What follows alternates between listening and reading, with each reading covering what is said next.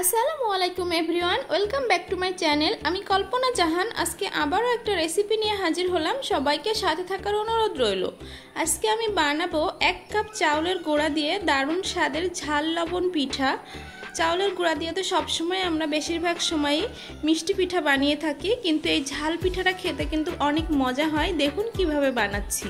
এখানে একটা প্যানের ভিতরে আমি 1/2 কাপ পানি দিয়ে দিয়েছি, আর 1/2 চামচ লবণ দিয়ে দিচ্ছি, কিছু কাঁচা মরিচ কুচি দিয়ে দিচ্ছি, আর পেঁয়াজ এবং রসুন বাটা দিয়ে দিচ্ছি, আর 1/2 চামচ হলুদ গুঁড়া দিয়ে দিচ্ছি, সামান্য শুকনো মরিচ গুঁড়া দিয়ে দিচ্ছি, সামান্য জিরা গুঁড়া দিয়ে দিচ্ছি। এখন সমস্ত উপকরণগুলো পানির সাথে একটু মিশিয়ে নিব এবং ফুটে ওঠা পর্যন্ত ওয়েট করব। ফুটে উঠলে 1 কাপ চাউলের গুঁড়া দিয়ে দিচ্ছি। এখন আমি এটা একটু নাড়াচাড়া করে একটু ঢাকা দিয়ে দিব। ঢাকা দিয়ে রাখবো 2 মিনিট। এরপর ঢাকনাটা আমি খুলে নিচ্ছি।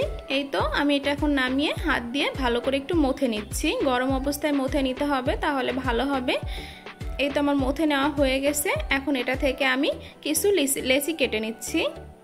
একটা লেচি আমি পিঁড়িতে নিয়ে একটা বড় রুটি বেলে নিব।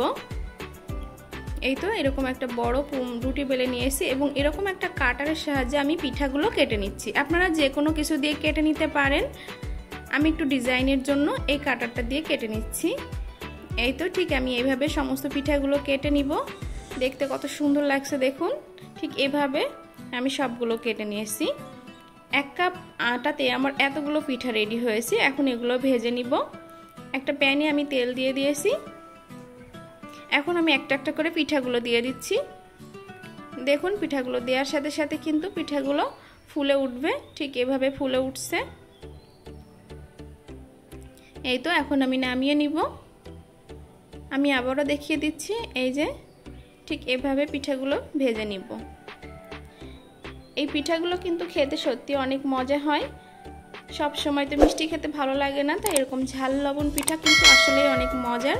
আমার ভিডিওটা কেমন লেগেছে সেটা সবাই একটু কমেন্ট করে জানাবেন। যারা ইউটিউব থেকে দেখছেন তারা চ্যানেলটি সাবস্ক্রাইব করে দিবেন, আর যারা পেজ থেকে দেখছেন পেজটি একটু ফলো করে দিবেন। আর সবাই ভালো থাকবেন। আসসালামু আলাইকুম সবাইকে।